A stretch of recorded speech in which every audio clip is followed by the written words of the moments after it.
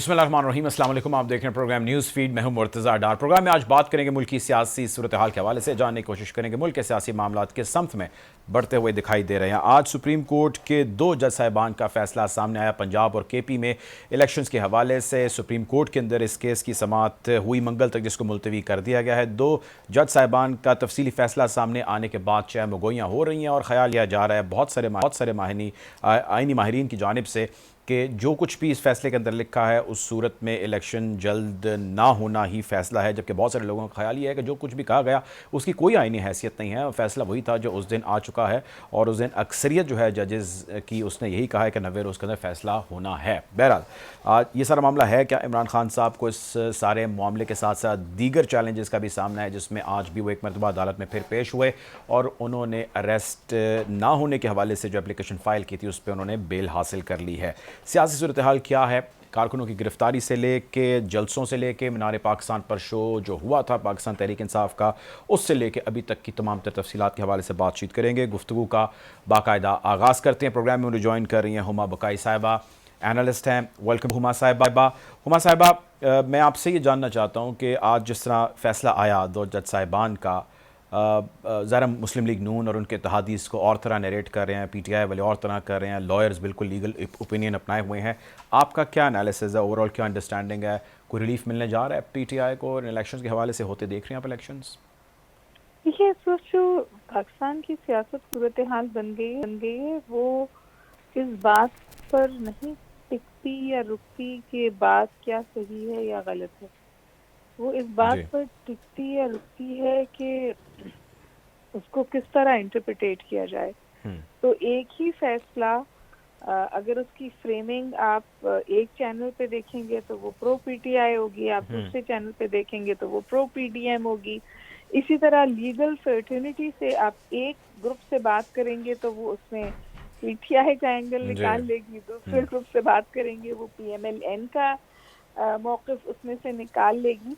तो जो मेरा ख्याल है बेसिक मसला है वो ये है कि पाकिस्तान के 70 साला सियासी तारीख में जभी भी कोई तनाज़ा खड़ा होता था, बिलखुसूस जब कोई सियासी तनाज़ा खड़ा होता था, तो हमें इस बात की आदत थी कि the buck used to stop somewhere. Hmm. ये बक या तो गेट नंबर 4 पे रुक जाया करता था या ये बक अदलिया पे रुक जाया करता था। हम्म। इस वक्त ये दोनों इदारे भी इस हद तक पोलराइज हैं कि पाकिस्तान में जो, जिसे आप कहते हैं ना कि जो फैसला करने वाली ताकतें हैं वो खुद बंटवारे का शिकार हैं और वो खुद कंट्रोवर्शियल हो गई हैं। हम्म। तो मैं तो लीगल एक्सपर्ट नहीं हूँ, मैं इस बहस में नहीं पढ़ूंगी कि 2 जजेस ने क्या कहा और उसकी इंटरप्रिटेशन क्या होनी चाहिए, हम्म। क्योंकि उससे पहले भी हमने बहुत बड़ी एक लीगल सर्टेनिटी का तकरीबन एक कंसेंसस डिसीजन सुना कि जी ये जो मोहलत है इसमें एक्सटेंशन नहीं हो सकती। हम्म। अब उस मोहलत की एक्सटेंशन को भी सब्जेक्ट टू इंटरप्रिटेशंस कर दिया गया है और बहुत सारे सवालात उठ रहे हैं। फॉर एग्जांपल, जो प्रो लोग हैं वो कहते हैं कि जी अगर आज वसाइल नहीं है तो अक्टूबर में कहाँ से वसाइल आएंगे, हम्म। और अगर सिक्योरिटी का मुद्दा है तो इससे ज़्यादा मखदूश हालात में इलेक्शंस हुए हैं। हमें ऐसी भी मिसालें मिलती हैं दुनिया में जहाँ जंग में इलेक्शंस हुए हैं। तो कोई भी जो एक्सप्लेनेशन है ना वो हम्म। ऑब्जेक्टिव सो टू से नहीं है। यानी वो आपकी हुमा साहब इस बात का अगर मैं ये खुलासा निकालूं कि कोई भी इस वक्त खुलकर सामने नहीं आ रहा और पोलराइजेशन का शिकार है, there is no solution we are heading towards. अब अगर ऐसा ही है तो ये बताएं कि अब होगा क्या फिर? मतलब यूं तो मामला ज़ाहिर आपको पता नहीं चल सकते। अगर इसी ट्रेजेक्ट्री में चीज़ें बढ़ती रहीं तो अक्टूबर में मुझे नहीं लगता कि शायद इलेक्शन हो पाएंगे। आपके ख्याल से होंगे? देखिए, होगा क्या is a huge question. I don't think मेरे पास इस बहुत मुश्किल सवाल का कोई जवाब है, हम्म। लेकिन ये सवाल हर कोई हर एक से पूछ रहा है, क्योंकि पाकिस्तान में इतनी फ्लूइड सिचुएशन कभी हुई नहीं। और जो आप कह रहे हैं कि लोग खुल के बात नहीं कर रहे, मेरा ख्याल है लोग खुलकर बात कर नहीं सकते इस वक्त, हम्म। क्योंकि वो इदारे जिनका रिट था, वो इदारे जिनका कंट्रोल था या जिनकी बात हुर्फ़े आखिर थी, वो हुर्फ़े आखिर नहीं रही है। पाकिस्तान में इस वक्त हुर्फ़े आखिर ख़त्म हो गया है, हम्म। और जब हुर्फ़े आखिर ख़त्म हो जाता है तो फिर इनार्की की शुरुआत होती है। आपके जो इंटीरियर मिनिस्टर है मेरा ख्याल है सनाउल्लाह साहब, जी जी जी। उन्होंने मीडिया पे बैठ के एक्चुअली ये फरमाया कि एनआरकी और क्या होती है। मैंने इस हवाले तो से ना आपसे तफसील में बात करनी है, आप मेरे साथ जी रहें, बड़ा ही इंपॉर्टेंट उनका बयान है, मेरे साथ रहिएगा। बैरिस्टर वकास अब्रेज़ खान साहब हमें ज्वाइन करें प्रोग्राम में। Welcome to the show Khan sahab ये फरमाएं हमारे नाजरीन को थोड़ी सी इंटरप्रटेशन ज़रा अगर आप क्लियर कर सकें। आज जो 2 रुकनी जज साहिबान की जानिब से जो एक तफसीली फ़ैसला सामने आया है, बहुत सारे आइनी माहिरीन का ख्याल है कि इसका उस फैसले पर जो मेन उस दिन आया था उससे कोई ताल्लुक नहीं है। दूसरे जो कैंप के जज साहिबान हैं या जिन्होंने अपोजिट फैसला किया था उन्होंने भी तफसीली फैसला जारी करना है, इसकी एग्जैक्ट स्टैंडिंग क्या है खान साहब?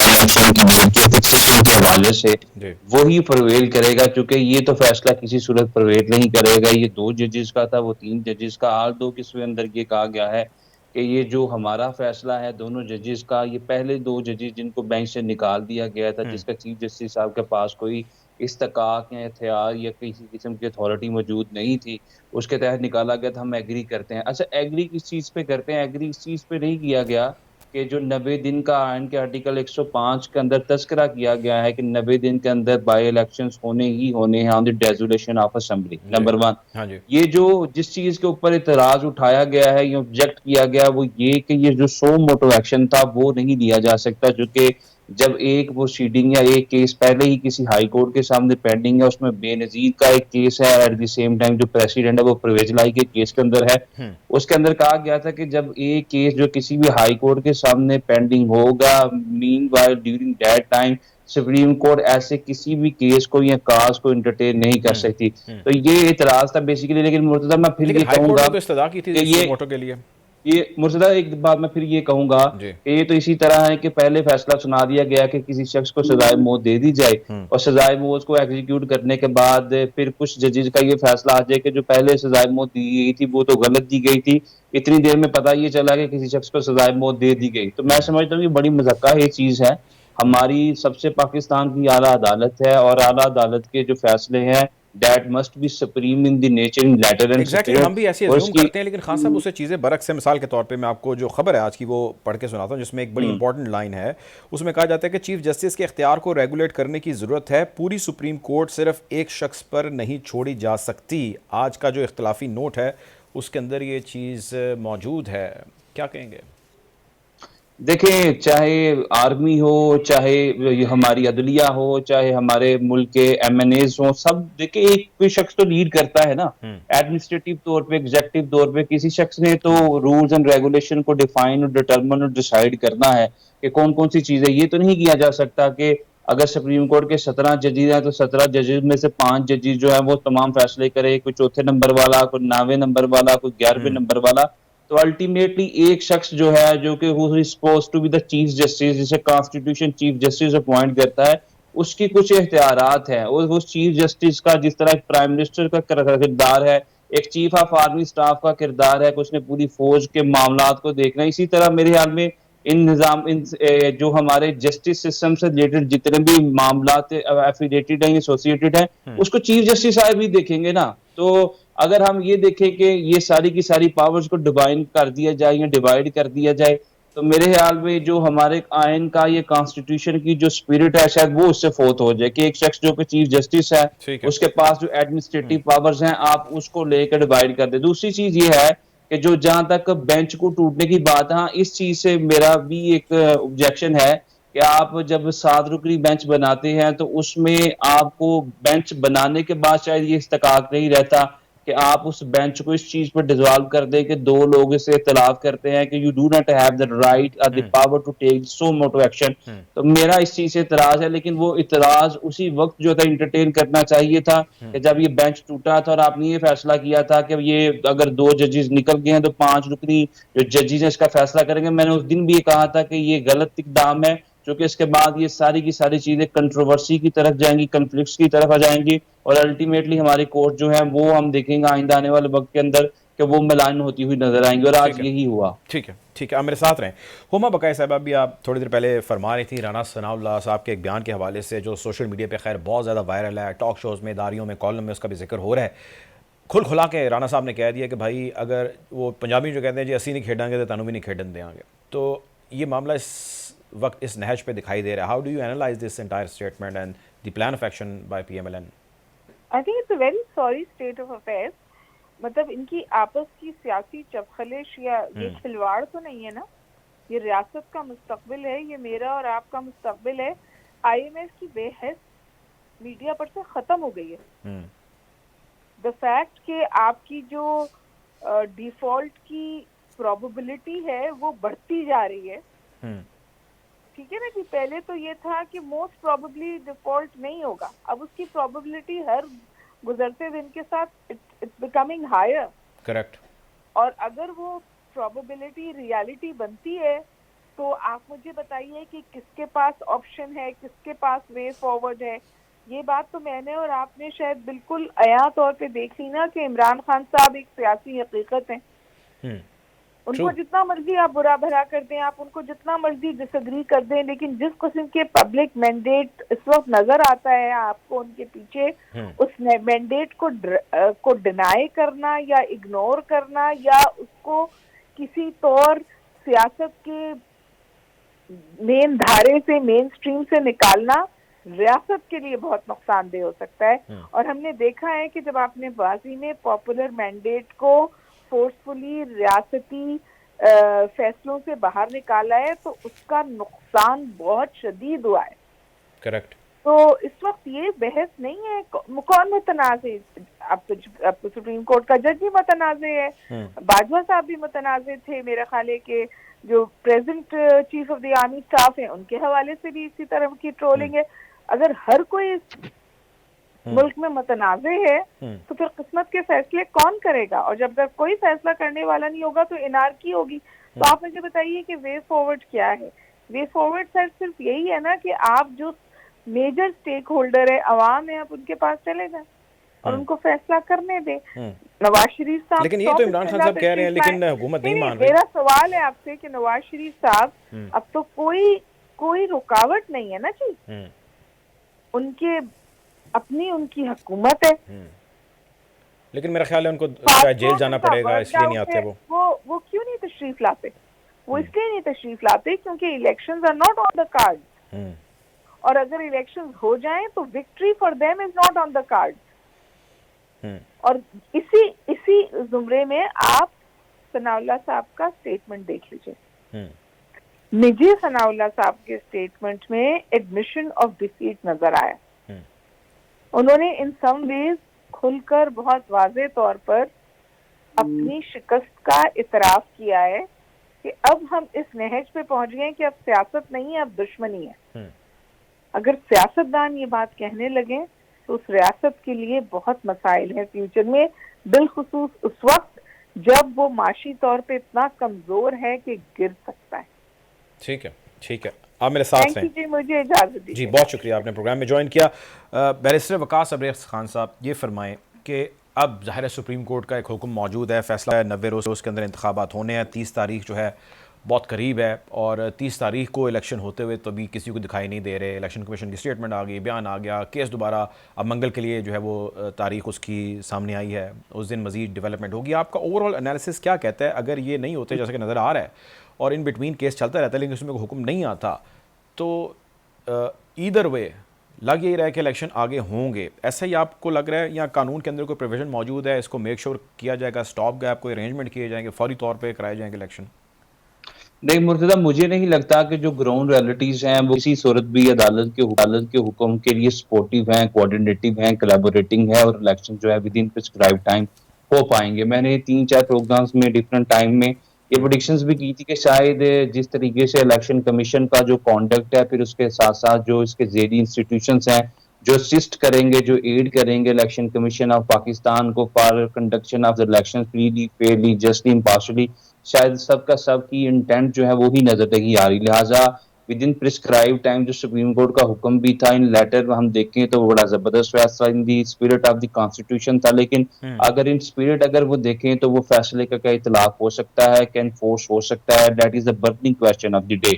मेरा नहीं ख्याल कि इलेक्शन जो है विद इन प्रिस्क्राइब टाइम हो सकते हैं। इस बारे में आइन का आर्टिकल 254 था जिसको पहले भी मुतअद्दिद बार सुप्रीम कोर्ट के सामने रखा गया था कि अगर कोई टाइम जो है, कोई काम जो है विद इन प्रिस्क्राइब टाइम नहीं होता, तो क्या आइन के अंदर वो काम करने की जो मुद्दत है उसको किसी तरीके से कंडोन किया जा सकता है, नेगेट किया जा सकता है? तो सुप्रीम कोर्ट ने उस पर बड़ी कैटेगोरिकली उसकी जो अपना व्यू दिया था रिमार्क्स के अंदर, कि वो उन कामों पे अप्लाई किया जा सकता है कि जो वक्त गुजरने के बाद ये लगा कि ये फिजिबल नहीं था, पॉसिबल नहीं था, तो फिर उसको कंडोन किया जा सकता है। लेकिन किसी सूरत में वो काम जो है इलीगल या अनलॉफुल नहीं होगा, इस वजह से कि वो वक्त पे नहीं हो सका।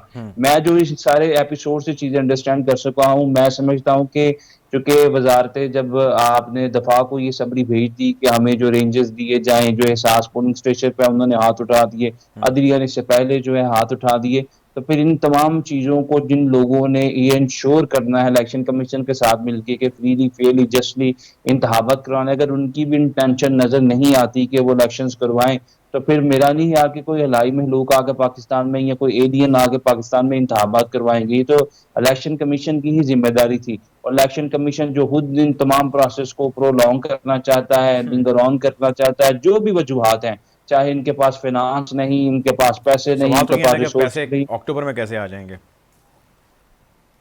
देखिए अक्टूबर में कैसे आएंगे, डेट इज अ लाइबिलिटी, ये चीजें शायद इलेक्शन कमीशन को सोचनी है। हम इस पे ये तजिया दे सकते हैं या अपना ओपिनियन दे सकते हैं कि अभी भी इनकी ये इंटेंट नहीं थी, और शायद अक्टूबर के अंदर भी इनकी ये इंटेंट ना हो, और ये केयर टेकर सेटअप को ही लेके जाएंगे। जब ठीक है। माजी करीब के अंदर या माजी بعید में जो दो चीजें हम सुनते रहे कि एक टेक्नोक्रेट्स की हुकूमत आएगी, शायद जो केयर टेकर सेटअप को ही ये लिंगर ऑन करे और उसमें वो तमाम बिल्कुल की ठीक है, तमाम आप मेरे चीजें साथ करें। हैं, मैं आता हूं आपकी तरफ, आप मेरे साथ रहिएगा। एतजाज़ एहसन साहब प्रोग्राम में हमें ज्वाइन कर रहे हैं, माहिर कानून हैं, very senior and eminent guest. Welcome to the show Aitzaz sir. ये फरमाएं, आपका मैं आज ओपिनियन देख रहा था जो आज का फैसला है, उस हवाले से बहुत सारे आइनी माहिरीन जो शायद पीडीएम के कैंप को थोड़ा ज़्यादा फॉलो करते हैं, उनका कहना ये है कि नहीं, ये ही फैसला है, जबकि हमारी अंडरस्टैंडिंग ये है, जबकि आप ऑलरेडी फरमा चुके हैं कि फैसला नहीं है, जो उस दिन हुआ that exist and that will prevail. How would you analyse this sir? नहीं, फैसला ये नहीं है। यही दो जजेस जिनने ये लिखा है कि 7-4 का फैसला है, और यही दो जजेस मौजूद थे बेंच पे जब इसका शॉर्ट ऑर्डर आया। जब शॉर्ट ऑर्डर डिक्लेयर दिया गया है, तो शॉर्ट ऑर्डर में बड़े वाज़े तौर पे, और वो पांचों जजेस ने उस पर दस्तखत किए, और उस पे जो पहला ही जुमला अदा किया है चीफ जस्टिस साहब ने, वह by a majority of 3 against 2। ये मैं एग्जैक्टली उससे कोट कर रहा हूँ, जो by a majority of 3 against 2, brackets में mister justice Syed Mansoor Ali Shah, mister justice Jamal Khan Mandokhail dissenting, and for the detail reason to be recorded later, हम ये फैसला ऑर्डर कर, शॉर्ट ऑर्डर था, हंगामी ऑर्डर होता है कि ये ऑर्डर चला जाए, इस पे अमल हो जाए, शॉर्ट मेन टाइम हम डिटेल रीजन देते रहेंगे। अब उसमें खुद ही लिखा है, और उस पे दोनों जजेस ने, पांचों जजेस ने उस पे दस्तखत किए हैं उस ऑर्डर पे, और वो ऑर्डर 1 मार्च का ऑर्डर है। अब ये जब ऑर्डर है, ये फाइनल ऑर्डर है। अब उसकी अब अपनी अपनी जो है ना तशरीह इस शॉर्ट ऑर्डर की, इसको अपनी अपनी तशरीह देनी है जजेस ने, जिन्होंने डिटेल जजमेंट बाद में लिखनी है, और जब उन्होंने तशरीह देनी है तो वो उस ओरिजिनल ऑर्डर से बाहर नहीं जा सकते।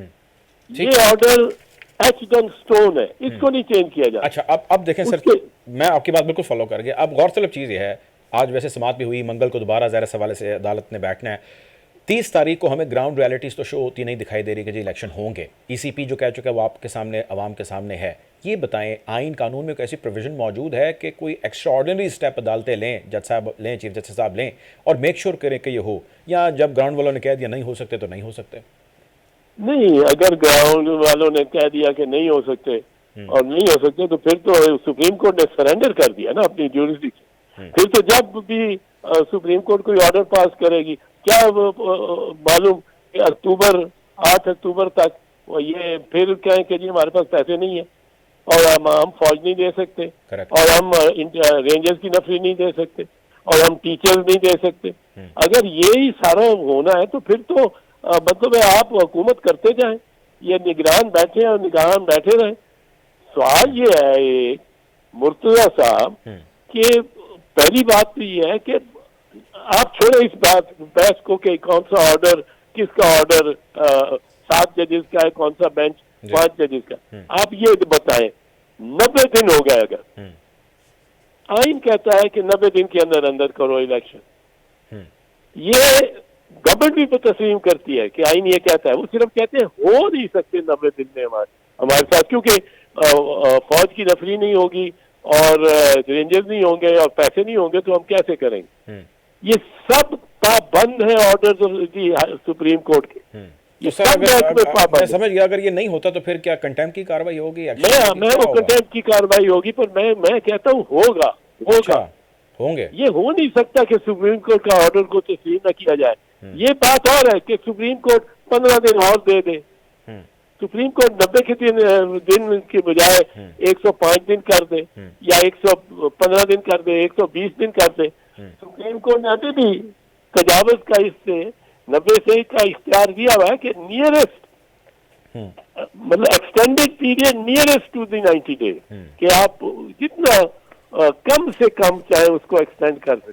ठीक है। अब वो सुप्रीम कोर्ट एक बड़ी अहम चीज़ सर वो ये है कि आज का जो फैसला था उसमें मैं पढ़ रहा था, सारे फैसले में जो 2 जज साहिबान का है, जिसमें मंसूर अली शाह साहब और मंदो खैल साहब का फैसला है, वो साथ एक बड़ी इंपॉर्टेंट चीज़ कहते हैं सर। वो ये कहते हैं कि चीफ जस्टिस के इख्तियार को रेगुलेट करने की ज़रूरत है, पूरी सुप्रीम कोर्ट को सिर्फ एक शख्स पर नहीं छोड़ा जा सकता। बड़ा क्वेश्चन रेज किया उन्होंने, क्या कहेंगे सर? ये तो और तरफ मामला बढ़ता हुआ दिखाई दे रहा है। नहीं, ये बेशक हो कि एक चीफ जस्टिस को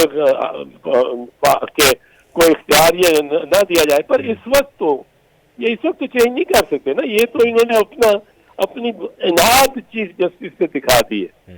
ये इसको वो 5-2 के 3-2 के फैसले को चेंज नहीं कर सकते। वो तो पांचों ने उस पे को तस्लीम किया।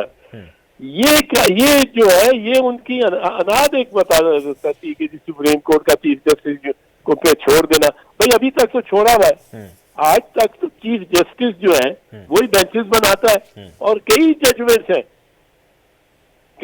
अकरम शेख साहब की जजमेंट है कि केस में जजमेंट है 1988 की। वो कहते हैं कि जी ये बेंच बनाना सिर्फ चीफ जस्टिस की ज्यूरिसडिक्शन है। सुप्रीम कोर्ट खुद कहता है 12 जजेस उसमें बैठे हुए थे। अब इसमें कोई बेइंतहा केसेस हैं, जब कोई ऑब्जेक्शन लेता है बेंच के बनाने पे, अमूमी 99% केस डिसमिस कर दिया जाता है और कहा जाता है सुप्रीम कोर्ट की तरफ से, अदालत की तरफ से, ये तो डिस्कशन है सुप्रीम कोर्ट। तो आज तक तो ये डिस्कशन है। अब उसमें वो कहते हैं कि जो ज़ाब्ते हैं 1980 के सुप्रीम कोर्ट रूल, उनको चेंज करना चाहिए। आप जरूर करें, वो तो सुप्रीम कोर्ट ने करने हैं, वो हमने तो नहीं करने, वो पार्लियामेंट ने तो नहीं करने, वो तो आप नहीं करने। ठीक है, अच्छा आप जरूर चेंज करें। ठीक है। अच्छा सर अब ये बताएं, एक तरफ तो ज़रा ये मामला चल रहा है, दूसरी तरफ इमरान खान साहब अपनी अलहदा जो उनके ऊपर FIRs हैं, केसेस हैं, उसकी पेशियाँ भुगत रहे हैं। ये फरमाएं, जो वो कहते हैं कि जी हमारी बाकायदा विक्टिमाइजेशन हो रही है और केस पर केस जो है वो किया जा रहा है हमारे ऊपर, फिर कभी लाहौर हाई कोर्ट जाते हैं, कभी इस्लामाबाद हाई कोर्ट जाते हैं कि जी बेंच फॉर्म करें। बेंच कहते हैं जी बताएं कितने केसेस हैं इनके खिलाफ। ये बताएं कि मतलब ये इतना आसान हो गया किसी के लिए भी कि वो उठे और वो केस पे केस करता चले, या जिस तरह किसी के खिलाफ आपने तंग करना हो तो पर्चा करने लग जाते हैं। ये सिस्टम यूं ही चलता रहेगा, ये ठीक नहीं होगा, इसमें कोई बेहतरी आपको ये तो बड़ा कभी तरीका है जिसके साथ ये हुकूमत कर रही है, और ये हुकूमत ये बुनियादी तौर पे मुस्लिम लीग नवाज की पॉलिसी है। ये राना जो इस पे जो ज्यादा इनिशिएटिव ले रहे हैं राना सनाउल्लाह है, जो कि PTI के साथ उन्होंने तो स्टेटमेंट बड़ी खौफनाक दिया सर अभी 1-2 दिन पहले। हाँ, उसने तो वो तो हद ही कर दी है ना। पर राना सनाउल्लाह है, मरियम बीबी है, लॉ मिनिस्टर है, अटॉर्नी जनरल ने तो छोड़ गया, उसने तो अपना कहा कि जी मैं ये नहीं कर सकता। जो आप चाहते हैं वो शरीफ आदमी, छोटा सा लड़का नौजवान, उसने कमाल अपनी दिखाई है। शहजाद अता इलाही ने कमाल अपना मॉरल फाइबर अखलाकी उसने अपनी किरदार दिखाया। उसने कहा जी मैं नहीं कर सकता, मैं इसमें आपको डिफेंड भी नहीं कर सकता। ये जो आप कर रहे हैं कि एक बंदे के खिलाफ, अब हसान है उसको वो भांजा है इमरान का, उसको अब क्वेटा ले गए, क्वेटा से लाहौर लाए, लाहौर से कराची ले जाएंगे, कराची से अब उसको जोब ले जाएंगे, कहीं जोब से मर्दान ले जाएंगे। ये तो कोई तरीका ही नहीं है। ये तो बिल्कुल, ये तो मैं पीपल्स पार्टी की तरफ से कहता हूँ। मैं पीपल्स पार्टी के स्पोक्समैन दूसरे है, मेरी पार्टी है जी जी, पर हमारे कल्चर में नहीं है। बीबी शहीद की कल्चर में नहीं था। आसिफ जरदारी 5 साल सजा रहा, एक सियासी कैदी नहीं कोई कह सकता। एक किसी ने कोई बीबी के वक्त या आसिफ साहब के वक्त कोई कहा कि जी ये ह्यूमन राइट वायलेशन हुई। ये तो बैठ गया है राना सनाउल्लाह और मरियम। अच्छा और सर, ये तो सर मेरी अर्ज सुने, एक चीज़ फरमाएं। आपने माशाल्लाह कई हुकूमतें जाती देखी, आती देखी, हुकूमतों का हिस्सा रहे। एक तो आपकी ज़ाहिर है लीगल एक्सपर्ट ही हैं, but other than that what ever is happening, ये जो कुछ हो रहा है, आपकी बहुत सारी तकरीर भी मैंने कई मरतबा सुनी, फ्लोर ऑफ द हाउस पे अवाम ने सुनी।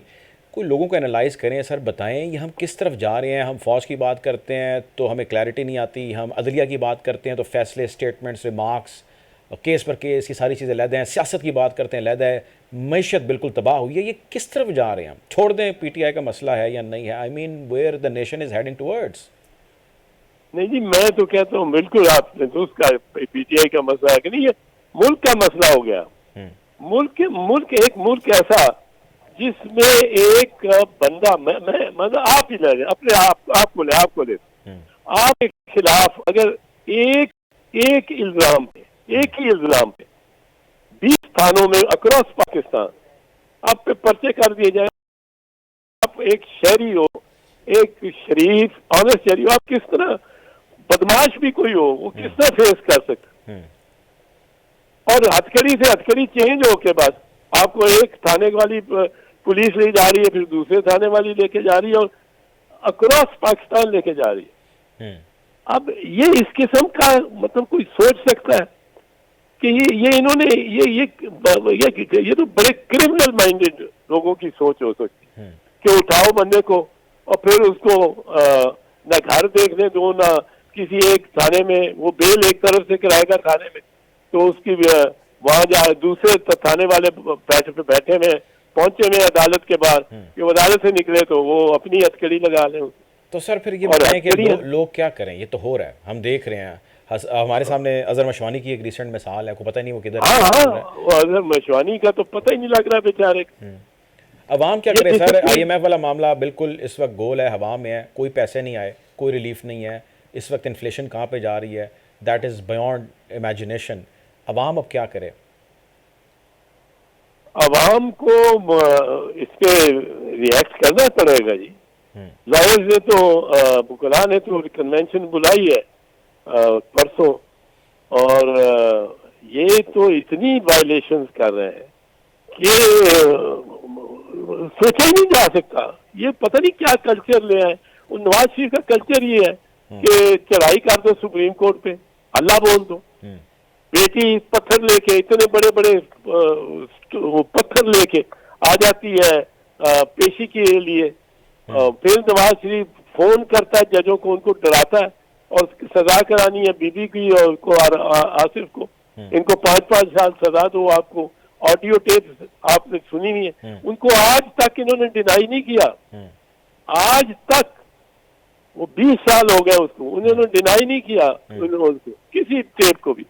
तो इनका तो कल्चर ही मतलब है ये है कि अब उठाओ, मारो और तंग करो। ये तो sir it goes back to जहाँ पे अभी फिर पीपल्स पार्टी और नून लीग का इत्तेहाद हो गया। लोगों ने जिन्होंने बड़े नजरियात वाले थे उन्होंने तो बड़ी उंगलियां उठाई और बड़े उन्होंने खफा हुए, तो वो तो फिर हक बजानिब थे। हाँ नहीं, हमें सोचना चाहिए उस पर भी। बिल्कुल आप दुरुस्त बात करते हैं, और हमें उसको इन रेट्रोस्पेक्ट यानी माजी के सीगे में भी देखना चाहिए, क्योंकि जब हम इतने इत्तेहाद में शामिल हुए फिर तो हमें शायद पता नहीं था कि इस किस्म का राना सनाउल्लाह का वतीरा हो सकता है।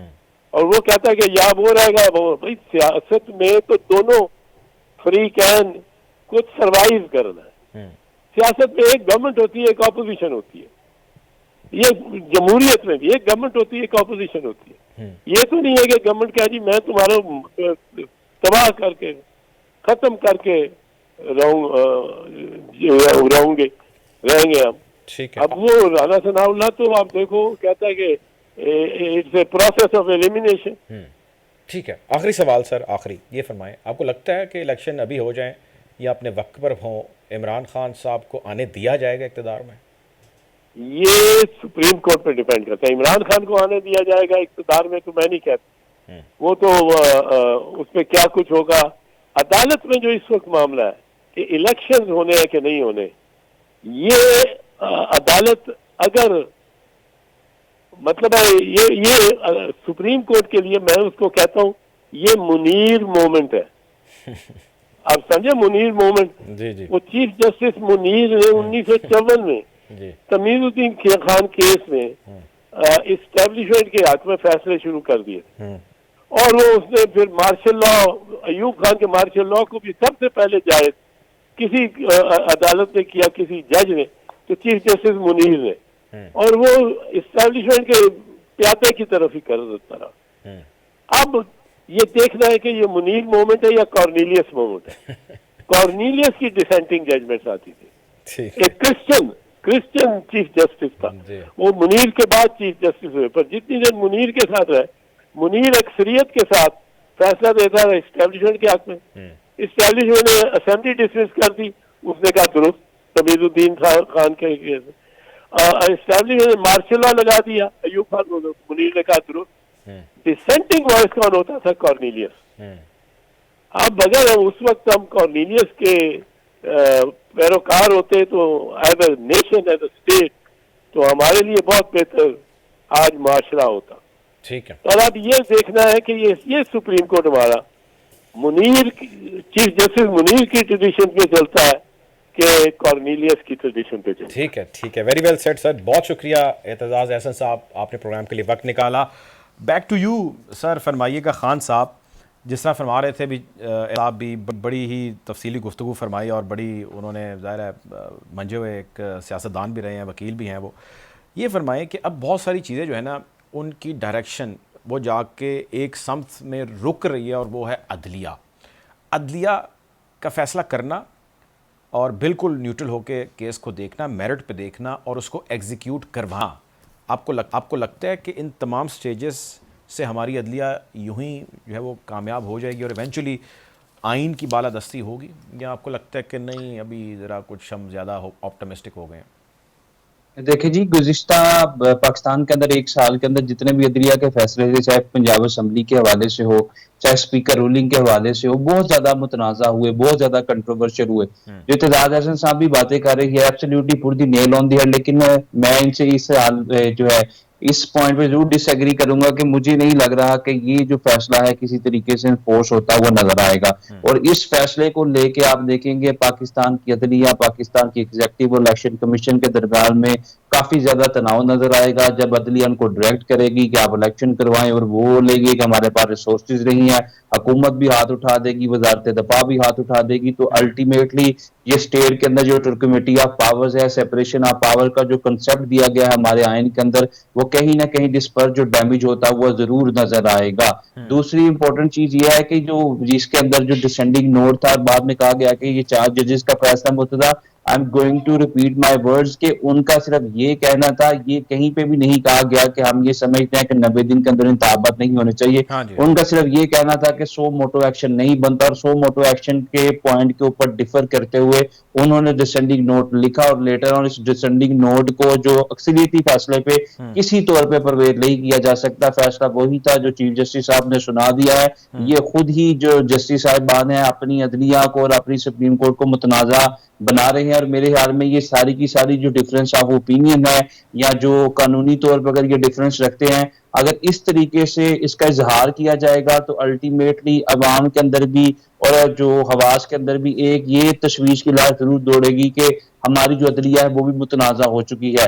और दूसरी लास्टली मैं ये जरूर कहूंगा कि इलेक्शन कमीशन ऑफ पाकिस्तान जो है, जब तक हमारी सुप्रीम कोर्ट उनको ये डायरेक्ट नहीं करेगी या कंटेम्प्चुअस प्रोसीडिंग इनिशिएट करते हुए जो कंटेम्प्ट ऑफ कोर्ट की हमारे आइन के आर्टिकल 204 के अंदर सजा दी गई है वो नहीं देगी, मेरा नहीं ख्याल कि हमारे अदारों के अंदर जो इस तरह के लोग हैं जो आईनी लाइबिलिटी और रिस्पॉन्सिबिलिटी से रूगर्दानी करते हुए, इनहराफ करते हुए एक मुल्क में लीगल क्यास को या कंफ्यूजन को जन्म देते हैं, वो लोगों के गिर्द घेरा तंग किया जा सकेगा। चाहे इस मुल्क के अंदर प्राइम मिनिस्टर हो, चाहे कोई स्पीकर हो, चाहे चीफ इलेक्शन कमीशन हो, हर वो शख्स जो अपनी आईनी जिम्मेदारी से इनहराफ करेगा, इनकार करेगा और उसके बाद मुल्क के अंदर लीगल क्यास को जन्म देगा, जब तक सुप्रीम कोर्ट ऑफ पाकिस्तान इस तमाम मामले को एजुडिकेट करते हुए, कंटेम्प्चुअस प्रोसीडिंग स्टार्ट करते हुए कंटेम्प्ट ऑफ कोर्ट के जिम्मन में उनको सजाएं नहीं देगी, सैंक्शन इम्पोज नहीं करेगी, मेरे हाथ में वो लोग ज्यादा दीदारदिली के साथ हमारे कानून को, आइन को तोड़ेंगे, मरोड़ेंगे, फोल्ड करेंगे, मोल्ड करेंगे और टिंड करते रहेंगे और हम और आप बैठ के इसी तरह बातें करते रहेंगे। कानून की किताब के अंदर तो ये था, लेकिन प्रैक्टिकली प्रैग्मेटिकली इससे कुछ नहीं होगा, क्योंकि कागज के फूलों से कभी खुशबू नहीं आती जब तक हम प्रैक्टिकली प्रैग्मेटिकली इसकी इन्फोर्समेंट ना करवाएं। अच्छा, आखिरी सवाल ये फरमाइएगा कि ये अब ज़ाहिर है सारा जो मामला चल रहा है उसने स्टेप वाइज क्लियर भी होना है। इमरान खान साहब के ऊपर जितने केसेस हैं, FIRs हैं, इसके हवाले से भी आज की खबर है कि पंजाब में केसेस के हवाले से लाहौर हाई कोर्ट में एक बेंच भी तश्कील दे दिया गया है और वो सारी एप्लीकेशंस या केसेस को इकट्ठा करके एक जगह पे प्रेजेंट करेगा और उसके हवाले से अपनी हिकमत अमली तय करेगा। एक क्लियर जो है इसके अंदर एक रेजिस्टेंस है, एक रिलक्टेंस है अटॉर्नी जनरल पंजाब की जानिब से भी और बाकी जहाँ पे भी इमरान खान के ख़िलाफ़ केसेस हैं कि उसकी तफसीलात जज साहिबान के हुक्म के बावजूद उनको बताई जाए।